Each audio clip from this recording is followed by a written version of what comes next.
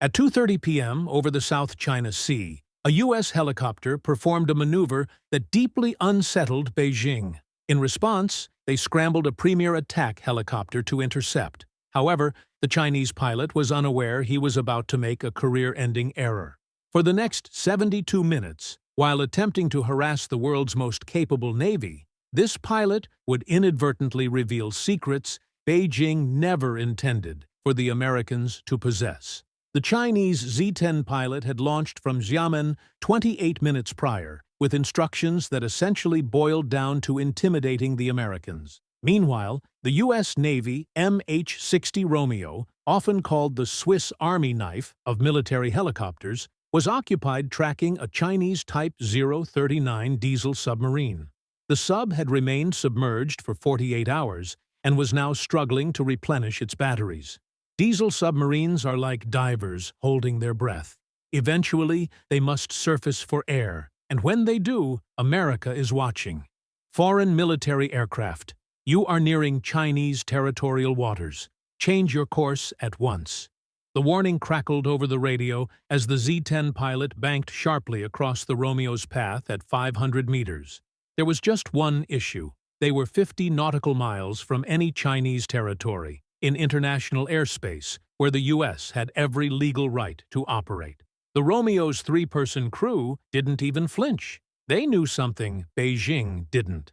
During those 72 minutes of attempted intimidation, China was making a massive tactical blunder. The Romeo wasn't just patrolling.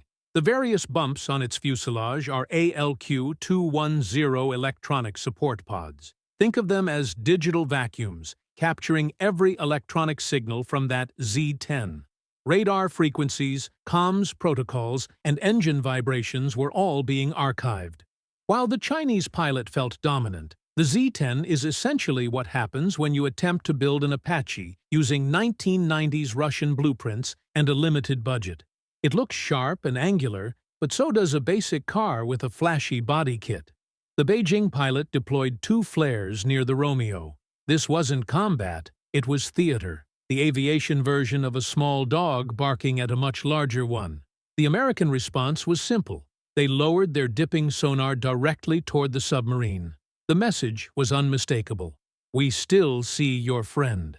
Realizing it was still being monitored despite the aerial distraction, the submarine performed a panicked emergency dive. It created so much noise, cavitation and hull popping from the pressure, that sensors across the entire carrier strike group heard it clearly.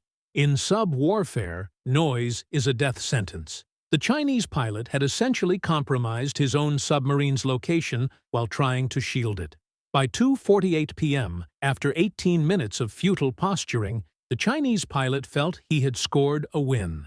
His fire control radar locked onto the Romeo. The tone in his headset suggested he could simulate a kill. That confidence lasted exactly 3 seconds, the time it took for the Americans to stop laughing and flip a switch. What followed was the electronic warfare equivalent of a garden hose facing a fire hydrant. A nearby EA-18 Growler saturated the Z-10 with electromagnetic energy. Suddenly, the Chinese radar screen went blank. The lock didn't just break. The American helicopter appeared to multiply into 12 different targets. Some seemed to fly backward. Others appeared to teleport. One ghost signal even appeared inside his own cockpit. This is the result of aging tech meeting modern electronic warfare. The ALQ-99 jamming system makes radars hallucinate, hopping across the spectrum faster than Chinese sensors can track. While the pilot struggled, the U.S. Carrier Strike Group activated its powerful spy radars. It was like a spotlight suddenly finding a shadow. FA-18 Super Hornets launched from the deck, not to fight, but to remind Beijing that the Romeo was backed by the entire U.S. Pacific Fleet. The Chinese pilot tried everything, cycling power and switching frequencies, but nothing worked. The Romeo's suite creates full-spectrum dominance, or what the Chinese pilot likely felt was total helplessness. Meanwhile, the American crew was so composed they were likely chatting about lunch. They knew the situation was about to get even more awkward for China. The Romeo pilot banked slightly to keep the sonar on the sub. which was now making desperate, noisy turns to escape. Every turn only made the tracking better. The U.S. commander finally radioed with calm professionalism. Chinese military aircraft. This is the United States Navy operating in international airspace. We will maintain our course. Translation: nice try, but move along. What Beijing missed was that every second was a gold mine of intelligence. Data showed their encryption dated back to 2003, and their radar hadn't been updated since the Russian purchase.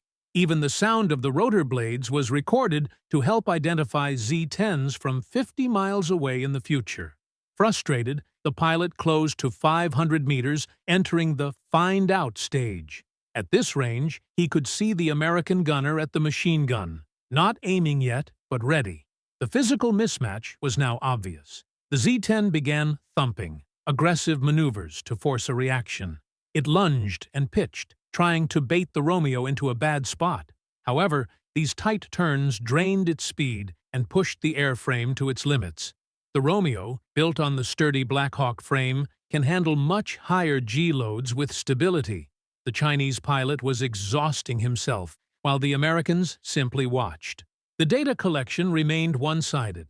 The Romeo's warning systems tracked every movement, noting the Z-10's maximum turn rate and climb speed. This information would be used to program future American missiles.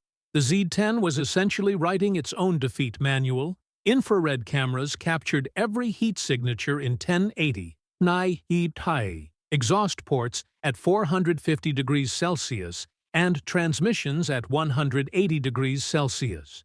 These thermal fingerprints tell engineers exactly where heat-seeking missiles should strike. If the pilot thought his weapons helped, he was mistaken. The Z-10's cannon is effective at 500 meters, only against stationary targets. The Romeo's gun would pierce the Z-10 like paper. By now, the Z-10's dashboard was lit up with warnings. The controls felt sluggish. The pilot silenced the alarms and tried 14 more radar locks, each one a gift to U.S. specialists who logged every pulse and pattern. When he tried laser targeting, the Romeo identified the exact software version, compromising every Chinese vehicle using that system.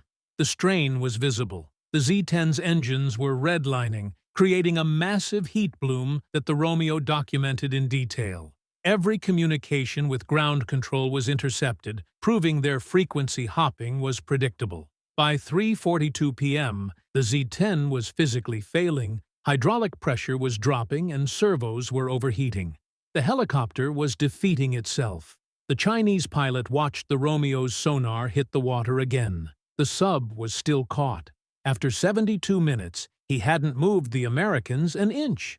He didn't even bother reporting the failure. He knew they were watching. The U.S. crew left with 72 minutes of invaluable data. The message to Beijing is clear. The gap in technology is wider than it looks. Bye for now. Keep watching and subscribe.